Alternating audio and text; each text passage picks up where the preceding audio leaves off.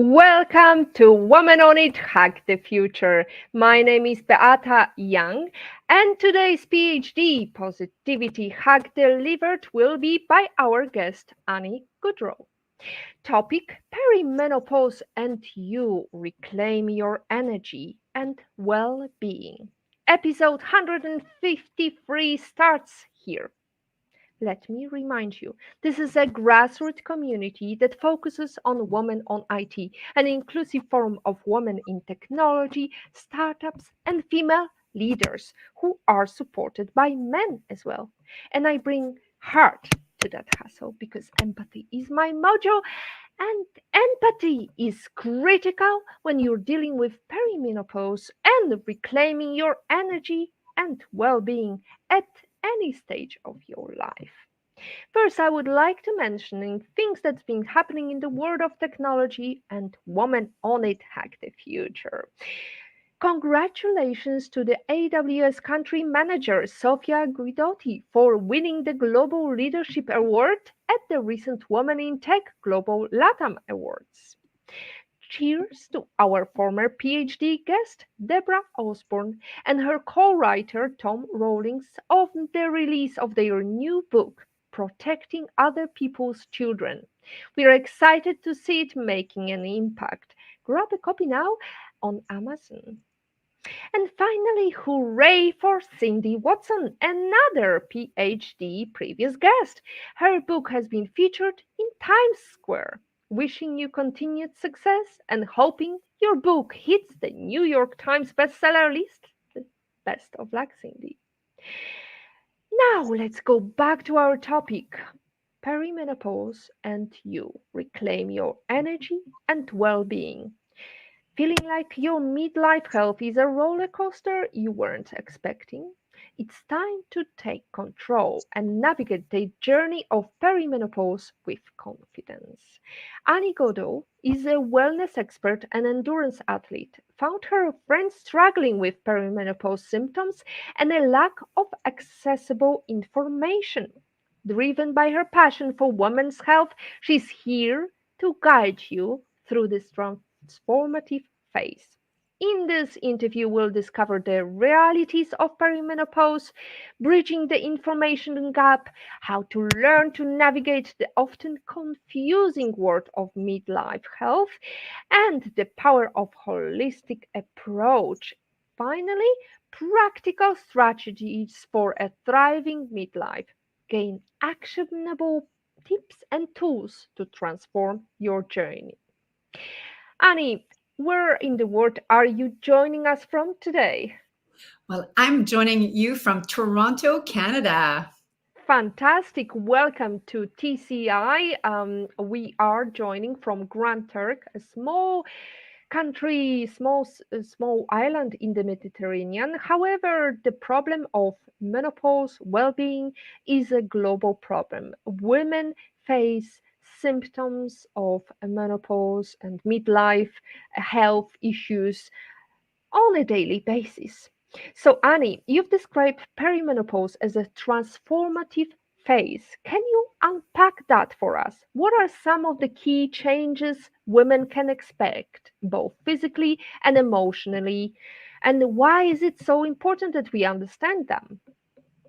Ooh, big question. And I'm so glad that you're asking that because perimenopause is a phase of life on itself. First of all, we are not educated about this phase of life. So often we arrive here and having no idea of what to expect. In fact, when women come into my practice, what I experience most of the time is them saying, "But Annie, I'm too young for this. I never thought that this could happen to me this young, if you want." So let's talk a little bit about what to expect and what we can do about it. Number one, perimenopause is the phase where estrogen levels are fluctuating and slowly decreasing, leading us to the final point of menopause. That phase can last up to 7 to 10 years. That's right, 7 to 10 years. So if you think about the average woman, I know in North America, average woman will go through menopause 51 to 52 years old. You could be, technically speaking, in perimenopause in your late 30s. Absolutely not a surprise. Now, what I want women to know is that this is not just a reproductive and sex hormone that decreases and that no longer allows us to, bear children. The fluctuation and eventual slow decrease of estrogen has a total impact on women's bodies because we have what we call estrogen receptors, little places all throughout the body that receives and benefits the wonderful work that estrogen does on our body. I like to call menopause a full contact sport because it will impact every single part of your body, mental health and physical health. So this is one of the biggest realized symptom of menopause is that it can act on so many levels. We are not just experiencing irregular periods every month. We are now can be experiencing a range of symptoms. Now, this is where it gets really interesting, is that we have recognized by the Menopause Society over 34 symptoms. That's right, 34 symptoms that are associated with perimenopause. So this is why it gets very confusing. It also explains why it is so difficult when we are in our doctor's office to get answers, because it seems on the surface so unrelated to perimenopause. But what I am talking about here are, for example, depression, anxiety, right? Heart palpitations, something called frozen shoulder.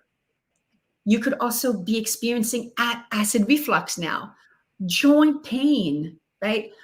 In addition to the classic symptoms, hot flashes and night sweats, brain fog, moodiness, right? So, and these are only a few, of course. So you can see why it is such a confusing journey for women. The good news is that there are a lot of things that we can do as women to navigate this stage wherever it lasts, right? For some women, it will be short, for some women, longer. And I think it's really important to also share that every single woman is going to experience this journey differently. So what worked for my friend, my sister, my neighbor, my colleague might not work for me because my symptoms will be very different from them. And that has to do with a lot of factors, and a lot of them that we honestly don't know from a scientific standpoint. Like we should tell our listeners that menopause research is so behind. So half of the population are females. We are all going to go through menopause. It is not a disease. It is a journey, just like puberty was a normal stage of life. This is another one, significant one for women. But we'll talk next about what are the things that we can do to support ourselves through perimenopause. Before we do that, though, Annie, I wanted to ask you because, judging by what's going on, for example, online platforms, there is so much discussion about cancer awareness, and people are open to even talk about colon, cancer, and they post things about their breast cancer and so on. Why is there so little content or so little awareness around perimenopause or menopause? Because after all, everybody, like half of the population, is going to be affected by it. Yes, it comes from an old stigma that we have from menopause. It used to be shrouded in shame. And, if you think about it, every single natural phenomenon that happens to women, technically speaking, not that long ago, were not talked about. We didn't talk about periods. Right? We didn't talk about periods openly. Now it's a lot more open. But this is, again, a natural phenomenon. It's still in many cultures of the world. We don't talk about this, right? We don't advertise the products that support women, right? It's all hush with vague words and veiled concepts, right? That's not helping women. Pregnancy, we did not used to put pregnant women, you know, in advertising, in movies, right? It was like we were a little bit more back of the house. My mother um, uh, was photographed in a wedding when she was pregnant with me. And she's at the back, the furthest back. The only thing that you see is a little bit of her head. And she said, I was not going to be just seen like this. And that was cultural, right? Mhm. Menopause is the same thing. There is this like, we used to call it the change, right? And most conversations were hushed. People would just whisper, right?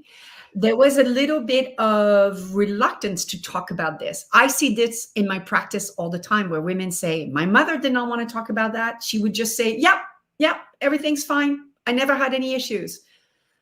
So we unfortunately inherit this background. First, second of all, we live in a very misogynist healthcare system for the most part. That's why we are so behind in having the research for women exclusively on women's bodies. Even not that long ago, what we saw is that drugs were not even tested using women because they thought our hormones made things too complicated. So drug companies would only invest with male patients to test their drugs. We are not small men. We are different than men.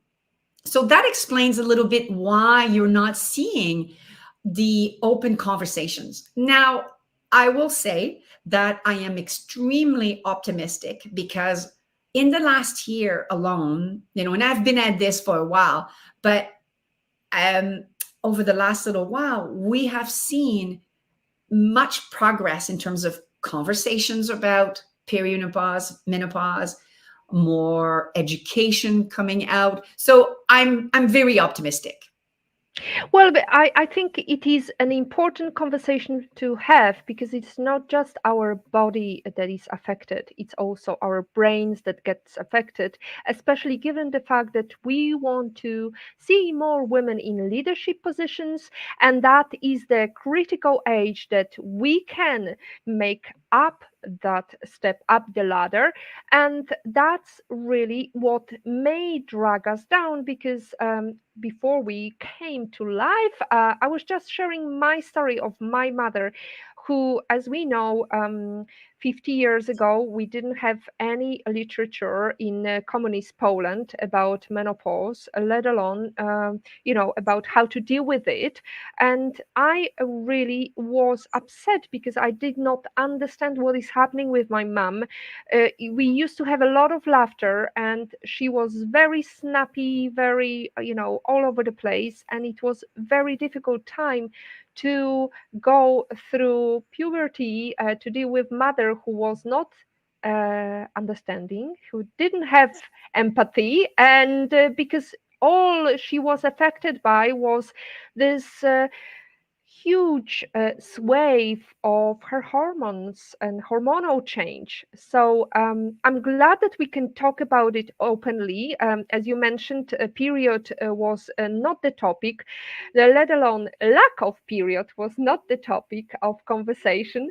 So how can women actually enjoy an open conversation, because so many women feel lost and alone when they start experiencing these changes, and they may feel like they are the only ones going through it.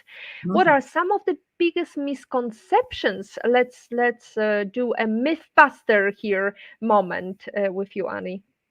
Yeah, I love these myth busters. The first one is one that I touched on earlier, when we opened up the conversation, which is I'm too young for this, right? That's a myth.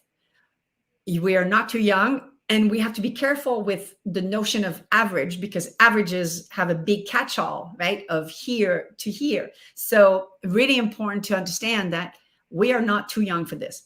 The second one is how it is not just a physical experience. It's a mental, emotional, and physical experience that women will have. The third myth is it's one size fits all. And I think that that's a big one. That menopause is supposed to be this one thing, and that we're all going to be experiencing this thing the same way. And it could not be further from the truth.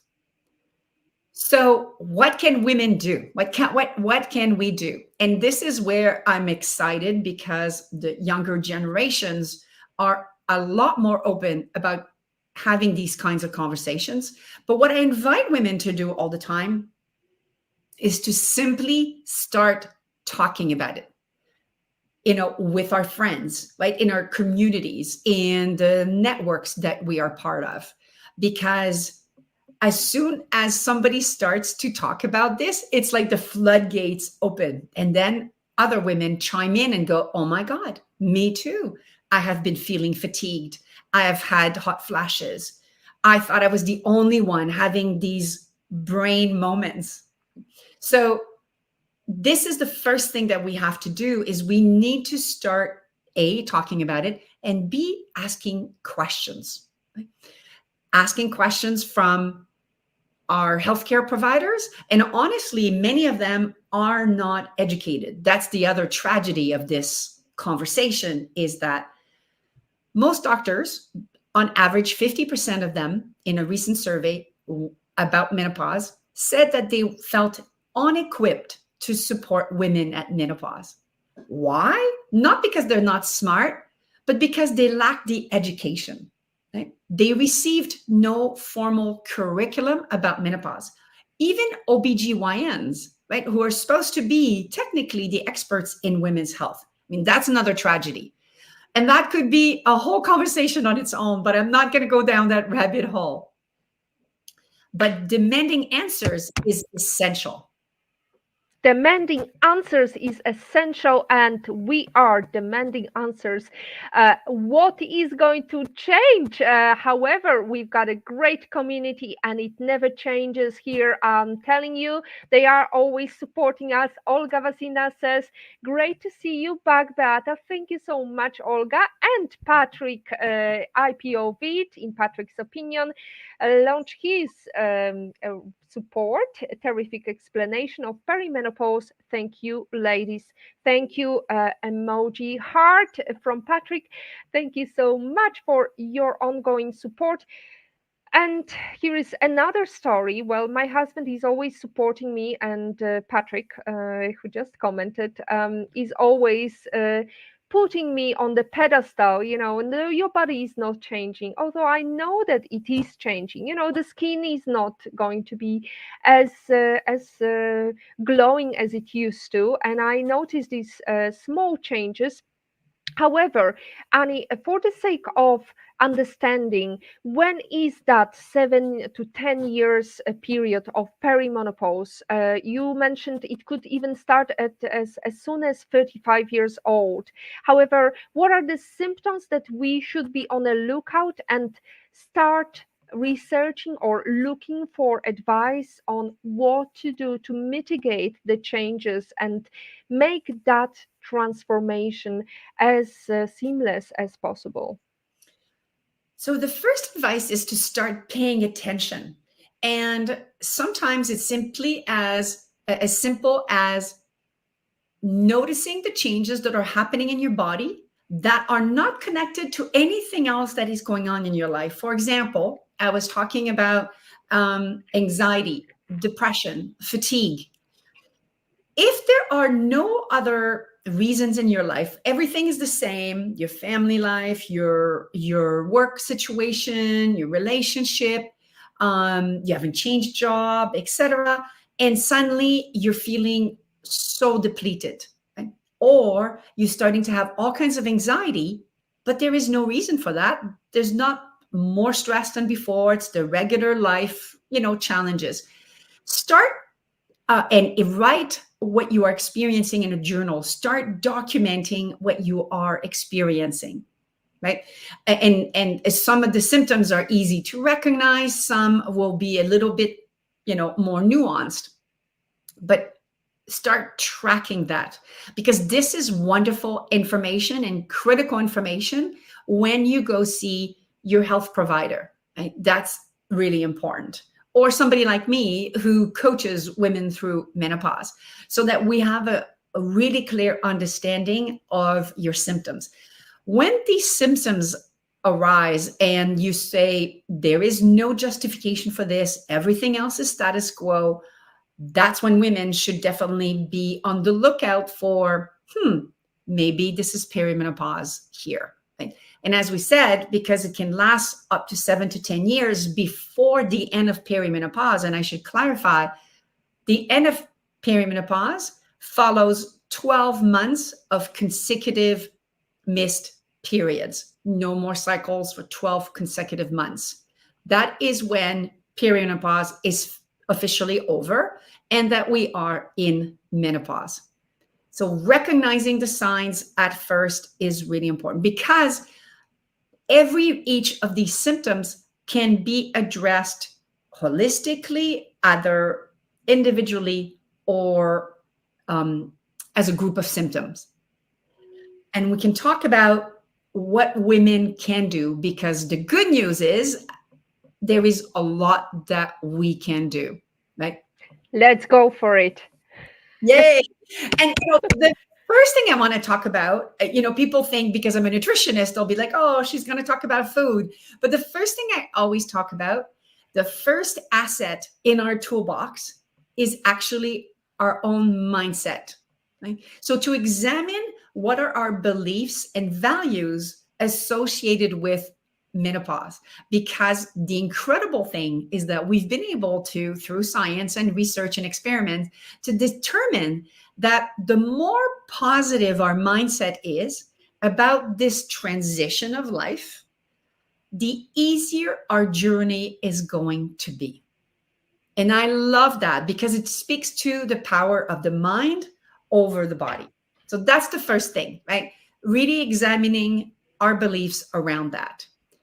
The second thing is that what we used to do in our 20s and our 30s is no longer going to be serving us. So to be open-minded about changing some of our habits. And now we'll get more specific into that. But from a lifestyle standpoint, there are what I call 3 big boulders of menopause. And this applies in perimenopause. First, nutrition. Second, movement. And third, rest and rejuvenation. So do you want to get into each of these? Oh, absolutely. Well, I think everybody can envisage that because, the easy path that is pushed by many pharmaceutical companies is, you need this hormone and that hormone replacement, and maybe this serotonin inducing pill, and maybe another pill. Whereas there are some ways that you can definitely recommend looking into that may be a slow effect, a time consuming. However, it is more sustainable. So let's talk about that, Annie. Yes. We don't have to sit in the back seat of the car, right? We can get into the driver's seat of this health journey and really get a good handle on it. And everyone's journey is going to be unique. But here are key things that we know that we need to do now differently as our bodies are changing. From a nutritional standpoint, more protein. That's the first thing that we need to do.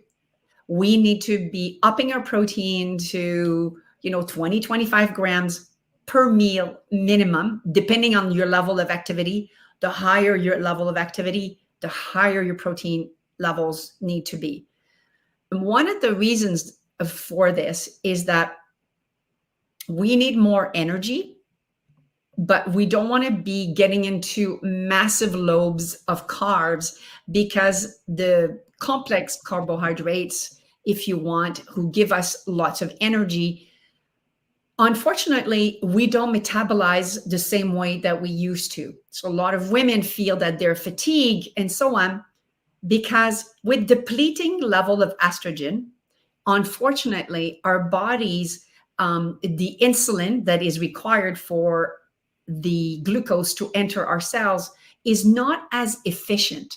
We become what people call more insulin resistant. And that is a problematic, because without good energy, right, we get the fatigue, we're not getting all the nutrients that we need. So it's really important to up the protein so that we get that great energy all day long without the big fluctuations, the big highs and then the big lows. Number two, we need to increase our fiber. Fiber comes from the plant world exclusively. That means more vegetables, because we need the vitamins, we need the minerals, and we're also really keen on fiber. And here we're talking about 25 grams per day. And most people have about half of that. We live in a, in a society of convenience. In the Mhm. lot of convenience foods, there are no more fiber. It's been all stripped. So really important to up the fiber, because the fiber nourishes the gut. And great gut health is critical for all life, but even more at this stage of life, because great gut health supports um, your immune system, believe it or not. It also supports your making of hormones that are directly affecting your brain health, such as serotonin, dopamine, GABA, incredible hormones that makes us feel good.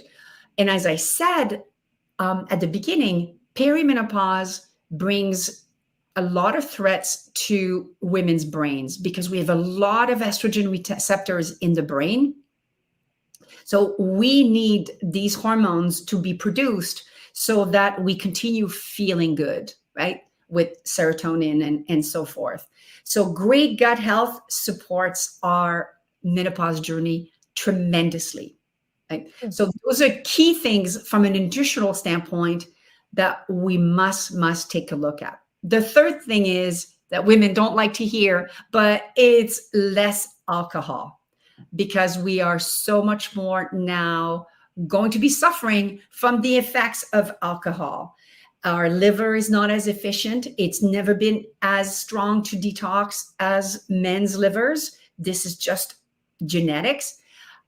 So more alcohol is going to be really problematic for us and really affecting us. We also know alcohol is, cancer inducing. So we want to stay away from these risk factors.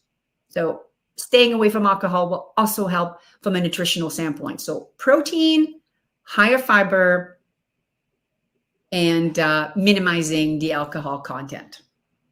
Amen to that, sister. Well, definitely, I have to tell you that I had a big revelation moment when I came to conclusion that all of a sudden this migraine is either related to alcohol intake, but most of all to the lifestyle that I was leading, which was stressful.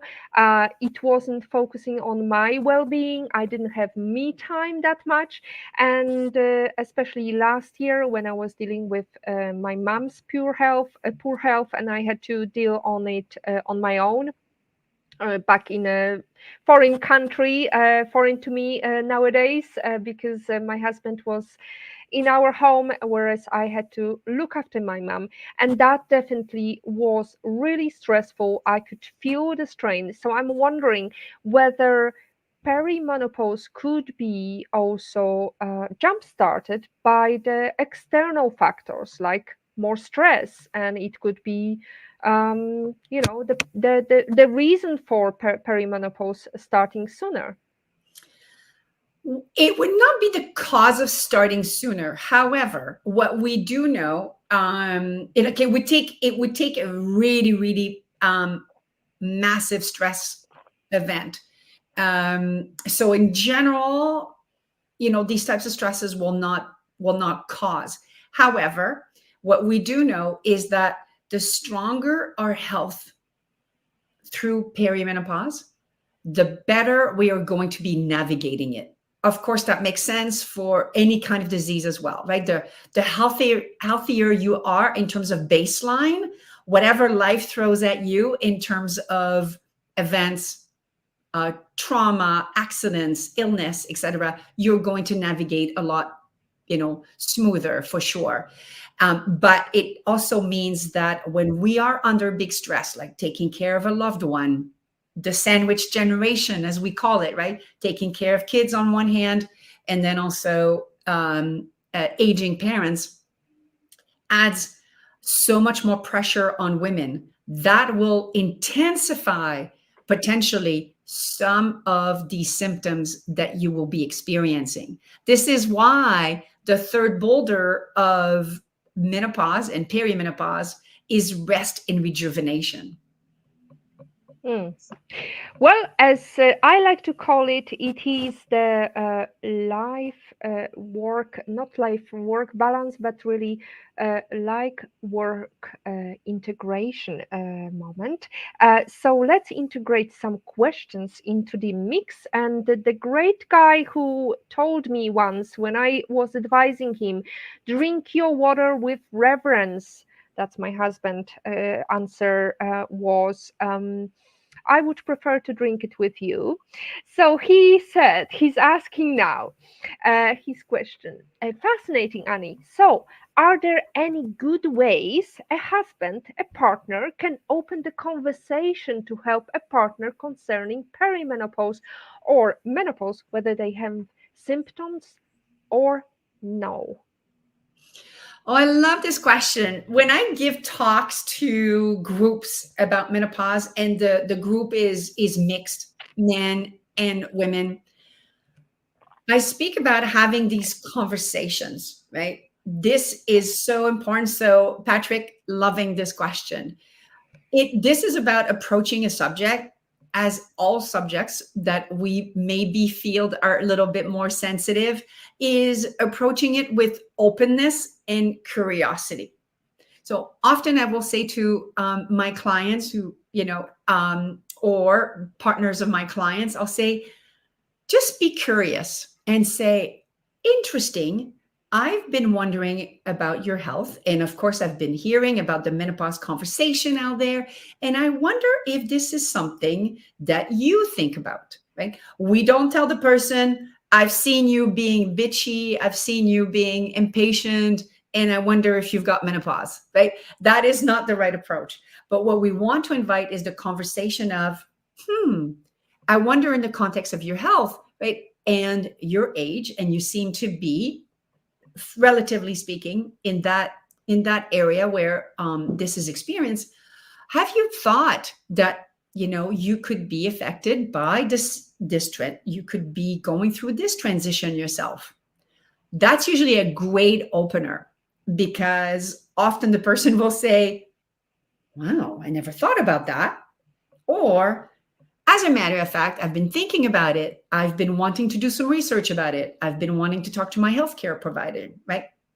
And then to invite the conversation further about, well, let me know how I can help you. Like, how can I support you through this transition? I love this question, Patrick. Thank you. Isn't it so thoughtful? And he added a hashtag asking for a friend. There you go.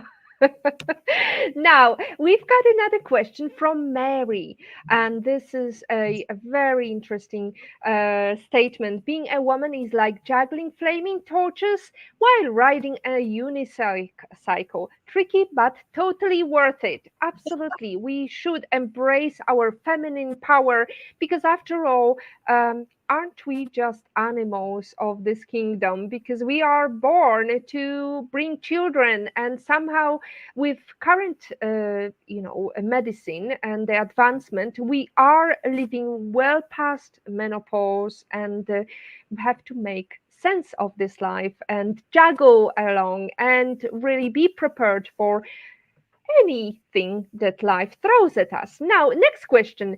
Jane is asking, what would be the effects to the women on perimenopause to those who are experiencing PCOS as well in their life? So PCOS is polycystic ovary syndrome, and that's quite a very difficult syndrome to deal with. Maybe Annie, you could brief us into this answer. Yes, we often refer to this as PCOS, and it is definitely a very unique situation that requires more focus on the diet than, the oversimplistic approach that I talked about with the protein and the fiber. We want to be supporting women's hormones very carefully here. We want to be so those who are experiencing PCOS will potentially have more severe effects of perimenopause. Right? This is unfortunately could be because we're already dealing with a certain situation that is hormonally driven, and on top of that, we overlayer the wildly fluctuating estrogen and progesterone levels of hormones. So this is going to all of the symptoms could be more accurately experienced, Jane. So when I talked about keeping track of the symptoms, in this case, I would highly recommend, like mandatory, to keep track of these systems. And then to seek proper support from a menopause educated health practitioner who can support you through this transition. Great question. Fantastic question. Thank you so much, Jane, and thank you everybody else for tuning in. We are halfway through our discussion, so let's talk about practical strategies. Can you give us some strategies of how to manage symptoms and like hot flashes and mood swings and ultimately feel more vibrant during this time? Yes. So remember the three boulders. We talked about nutrition and two of the big strategies for women for all of the symptoms that will help will definitely be more movement. So this is really, really important. And I often in my practice, what I see is women saying, oh, but my God, Annie, and I'm so busy. This is a time where we need to make movement and exercise non-negotiable because of the incredible impact on total health that movement will have for you. Now, there is good news. It doesn't have to be long cardio anymore, right?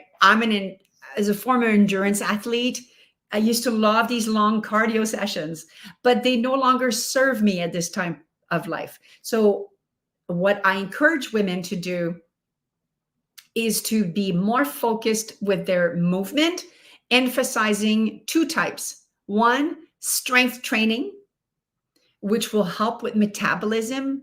It will help fighting muscle and bone fragility. So really, really important. It's also supporting weight loss for those who are experiencing the visceral fat accumulation right in the middle. And shorter, intense training. So not the long cardio, nice and short, 20 to 30 minutes, but working at a much higher intensity. That's going to be excellent in terms of not triggering too much cortisol, which is the stress hormone. It's going to be excellent for maintaining a good body weight. And because it is short, it's also much more manageable for our busy lives. Now, don't forget the third boulder of rest and rejuvenation. So becoming also non-negotiable is sleep. First of all, sleep, so important. And I know that some of you will say, but Annie, I have night sweats, right? The hot flashes in the middle of the night, and that becomes a problem. So activity is going to help with that. There are also some adaptogens that will help with that. But before I get to that, I want to mention around rest and rejuvenation that it's not just about getting some sleep. One of the most effective thing that we know as well for hot flashes beyond hormonal therapy, something that you can do is actually cognitive behavior therapy. It's been known to help women with severe hot flashes and night sweats. We also know that no alcohol, less sugar, less inflammation will also help with these types of symptoms. You know, in North America, I'm not sure about the statistics in Europe, but hot flashes and night sweats are one of the most common symptoms that women experience. Mm. So tell us about the cognitive behavior therapy. What is it, and how can we find specialists in this area? Yes, so social workers, therapists are usually trained in, cognitive behavior therapy, CBT, and it literally they help you, give you the tools so that you can actually control the mind. Right, there is a relationship between the mind and the body, the brain over what happens. So cognitive behavior therapy is trains the body to rewire to be able to manage these symptoms a lot more effectively. It is absolutely fabulous. I've done the training myself, highly recommend it for a lot of people that are in the workforce. These things are also paid by sometimes the employer. Mm-hmm. All right. I love your emphasis on a holistic approach to well-being. Can you explain how the physical, mental, and emotional aspects of health intertwine during perimenopause? And how can women nurture all three aspects? Because there are so many elements, but maybe you have a secret sauce here. Well, I'm not sure I have a secret sauce, but what I do know is that because the symptoms are so multifactorial, that we need to support ourselves doing absolutely a little bit of everything, right? Uh, Good nutrition, movement, being really disciplined about our rest, our sleep, even simple things like breath work every day. It doesn't have to become an hour meditation, but just a little bit of breath work every day to relax and to calm the body. These strategies, while they seem simple, they're very effective. Now, I'll talk about something that a lot of the times, gets overlooked at this time of life. And one of the things that I teach in my practice is that this is a great time for women to what I call prune the tree of our lives, because we are in a time of transition. This means that it's an invitation for change and to let go of habits or things that are no longer serving us. Remember, if you want to make a tree stronger, you have to cut branches so that the roots grow stronger. This is a time for us to grow our roots very deeply and long into the earth. So I often invite my clients, and I would invite your community to think about their lives and to review what is no longer what has been serving me but is no longer serving me anymore. And we do this with respect and we do it with love. But just like I was saying, I was a cardio addict with my marathoning and triathlons, etc.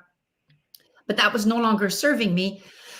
I needed to be open to a change and be open to what could serve my body better now. This is such a valuable exercise for everyone to do. And I'm not saying that it is easy, because we are attached to our things. We are attached to our ways. We're attached to our habits. But it's a wonderful exercise to do. Absolutely. Every one of us needs to show how much we care for each other and, in the process, care for ourselves, as Princess Diana said. And what better way to look after ourselves than just listen to the stillness? And that's actually my change of habit, Annie. I have to admit to that recently I started doing intentional meditation because I am hopeful that it will really refocus my brain, and I can navigate my brain a better way, because at the moment it is really a full circus. What I mean by that is really I can see how my brain is controlling my thought process rather than the other way around. So I definitely would recommend a cognitive behavior therapy, uh, or at least looking into how we can go back to the basics, how we can uh, appreciate the small little things, the little positivities, or whether it is gratitude therapy, whether it is uh, connecting to, I don't know, old love flames or friends. And this is another one that I wanted to talk about because I think there is a power that really benefits women a lot. There is some studies that show that women get much more therapeutic outcomes from having conversation. And you mentioned that women have these groups and they really benefit from them. And I remember the story of Oprah talking about the fact that she loves, when she goes to a new country or new hotel, she loves her hour of spa treatment. But then she thought, it would be so much more fun if I invited my friends. And Yes. she discovered a new calling from the word, which is I had much more fun when I had this spa moment with my friends. So the power of positivity enhanced by sharing it with our friends is definitely another thing to consider. However, I'm mindful we are less than 15 minutes to the end of the show. So, Annie, let's go to some of the things you talk about the book you would recommend for people to read, and for anybody who would like to learn some words of wisdom from Annie. Oh my goodness. Well, I will full disclosure, I'm a total nerd. And there are many books that I love. One that I wished I had read earlier, I think you had it on your screen there, is Mindset by Carol Dweck, and the incredible power again of, it's not the smartest person that is accomplishing things. It's just qualities associated with her behavior, like grit and persistence. And I wish I had known that very much earlier in my life. For women that are looking to have answers on menopause or make their menopause journey easier, I recommend The New Menopause by Dr. Mary Claire Haver, Haver. It's a recent book. It's a really good book about um, all of the symptoms explained and some of the strategies. Now, she is a board certified doctor. What is missing from that book is sometimes a little bit more the holistic approaches, but she still talks an enormous amount of time about what we need to do, in terms of self-care. So that at least is a big component of that. But that's an excellent resource for women to get answers. Also, and this is what I see most of the time, is to do your own research so that when you show up at your physician's office, you're like, hey, look, it's here, right? I have the knowledge. And now, could you please support me with X, Y, or Z? Because there's many other topics, of course, today that we did not get a chance to address, because we would need 2 or 3 more hours. Oh, absolutely. And we've got some more things to cover, like, for example, Eleanor Roosevelt's quotation, which talks about women are like tea bags. We never know our true strength until we are put in hot water. And definitely, menopause, perimenopause is like being in hot water. So, how are you brewing, Anna? Well, I would say I am 56 now as a postmenopausal woman. I've made a lot of changes in my life in menopause, and that has significantly helped me mentally, physically. So I've changed how I eat. I have changed how I exercise, as I've mentioned before. I've also made changes in my circles, who surrounds me. I'm a lot less tolerant for things that are no longer fitting with my values. This is a wonderful time um, to really examine, what our values are, because one of the things that we need to know, and you touched on it a little bit earlier, is that women on average, after natural menopause, we have 33 years left to live on average. That's 3 decades, right? That's almost 40% of our lives that we are now going to spend at, at this stage of life, right? As postmenopausal. This is an invitation for transformation and for new beginnings. And one of the most beautiful books on the subject is called The Upgrade by Dr. Luann Brizandine, an American doctor who just writes about midlife and aging women. Beautiful, beautiful book. Highly recommended as well. But this is what I see in my practice is this can become the best time of our lives, right? Because we have a beautiful horizon of life with incredible experience, more self knowledge, more confidence. It's like we can do massive things, have great impact at this time of life, have incredible joy and happiness, if we decide to approach it that way. Absolutely. Well, since you mentioned the people in your circle, we would like to mention Elizabeth Naumowski, our previous guest, who talked about conquer fear, unleash courage, and become a badass leader. And she recommended Annie today, and we definitely enjoyed our conversation with Annie. So, Annie, Jane is also commenting, thank you for the advice, Annie. And Patrick is really a great supporter as well.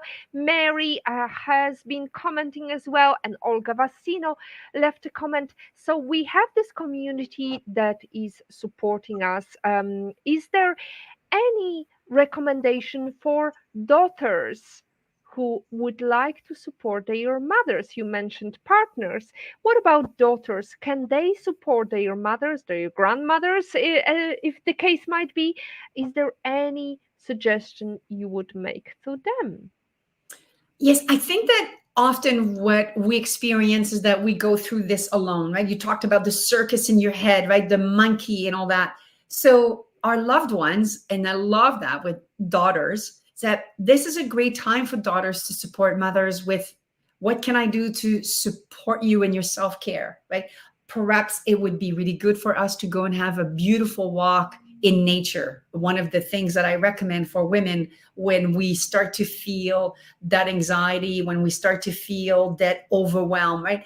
This is how, daughters can support us by taking us on that journey with them and get the benefits together, right?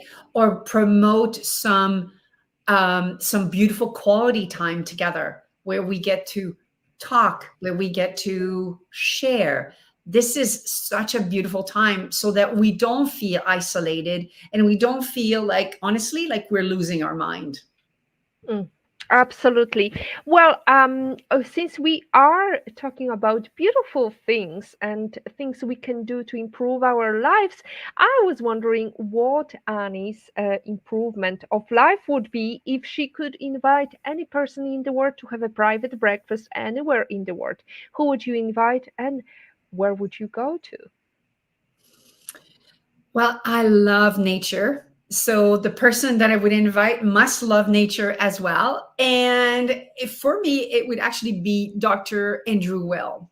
And Dr. Well is one of the founder of functional medicine. So really looking at the root cause of health and embracing the holistic aspect of health, that everything is connected emotionally, mentally, and physically. So he is an incredible resource. He's a well of information. So I would love to go on a beautiful hike with him through the mountains and talk all things health and wellness and get his wisdom and benefit. I have read some of his books, but I know that it would be incredibly beautiful and transformative to spend that time with him to get deeper in how we can optimize our health naturally. And I know that he lives this abundantly himself. So I know it would be a fantastic time. And speaking of wisdom, what is your life lesson quote and how does it appeal to you? Why does it appeal? Yes, so it has to do with our reason for being, right? So that our life mission is to find out why we are here, right? So what is our mission, our gifts, and that once we know this, that our duty is actually to serve others with those gifts, right? And I have not done justice perfectly to the quote. This is how I remember it.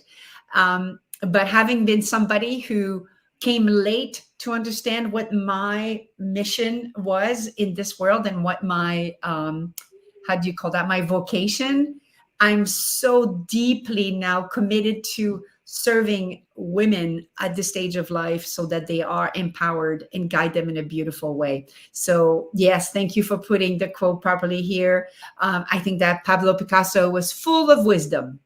Mm. Full of wisdom, but quite misogynist. But I'm not going to spoil this beautiful moment, Annie. Let's focus on positives. And if you could give our listeners one bold challenge or a piece of actionable advice to help them make their career fulfilled, or as you called it, purposeful, what it would be? In the context of their career, you mean, or the context of their Yes, in the context of their life fulfillment. life fulfillment? Ooh, I love it. I love it. I would say that to be courageous, to take that first step, to go in a direction that they have been hesitant, but that they've been wanting, with that little voice that tells you, oh, this would be great. And you're a little bit hesitant. I would say, absolutely take that first step. Like, you don't have to take all the steps, but take the first step, Mm. because that will create beautiful momentum in your life.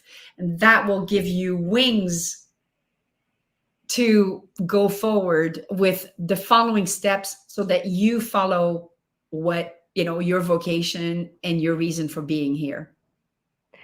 Annie, namaste. Thank you so much for sharing your insights and experience with us today. Your work is not only transforming the lives of many women and men as well, and also paving the way for more sustainable future. And that's it from episode 153 of PhD Livestream. Thanks to our guest Annie Gaudreault. To stay updated and ensure you never miss another positivity hack delivered, click on notification, follow Woman on it, and be alerted once a new video has been released. Next week, we are meeting with Nina Ma, and we're gonna talk about the power of neurodiversity in tech, why different brains matter. Thank you so much to our lovely audience who participated and asked questions. As always, our positivity quote comes from positive thinking only and goes look for something positive in each day, even if some days you have to look a little farther. If you don't like something, change it. If you can't change it, change your attitude. As Maya Angelou said, today is your day to hug the future, hug the positivity you want. Thank you.